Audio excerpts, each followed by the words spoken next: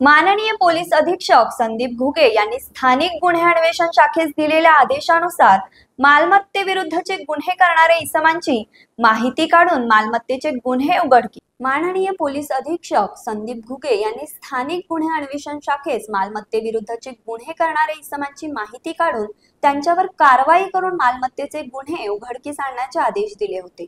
सदर आदेशाप्रमाणे पोलीस निरीक्षक सतीश शिंदे यांनी स्थानिक गुन्हे अन्वेषण शाखेकडील एक पथक तयार करून त्यांना उमदी पोलीस ठाणे हद्दीमध्ये करेवाडी येथील मोर्या ज्वेलर्स दुकानामध्ये येऊन अर्धा ग्राम सोन्याची कोणतीही वस्तू दाखवा असे सांगून ती वस्तू फिर्यादी दाखवत असताना फिर्यादीची नजर चुकवून 12 ग्राम सोन्याचे दागिने चोरी केले होते. सदर गुन्हा करणारे संशयित इसमाची माहिती घेऊन गुन्हा उघडकीस आणण्याबाबत आदेश दिले.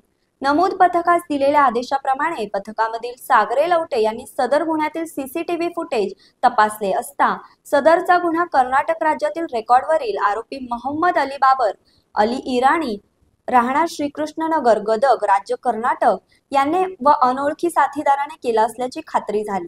त्या अनुषंगाने नमूद पथक हे कर्नाटक राज्यातील गदग येथे जाऊन तेथील बेडगिरी पोलीस ठाणे यांची मदत घेऊन सदर आरोपीचा शोध घेतला असता सदरचा आरोपी राहते ठिकाणी मिळून आला नाही.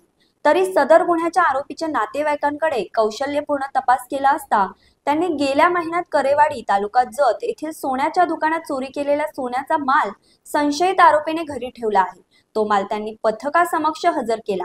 तसेच मोहम्मद अली बाबर अली इराणी या आरोपीबाबत चौकशी केली असता त्याचे नातेवाईकांनी तो जास्त घरी येत नसल्याचे व त्याचा सध्याचा ठाव ठिकाणा माहीत नसल्याचे सांगितले.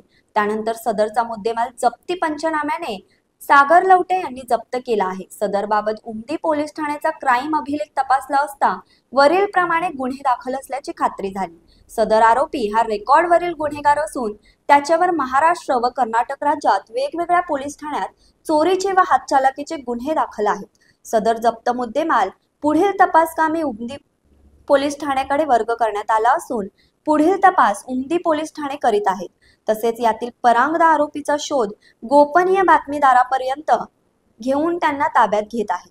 अशाच विशेष घडामोडींसाठी आमच्या YouTube चॅनलला सबस्क्राईब करा, Facebook पेजला लाईक करा आणि Instaला फॉलो करा.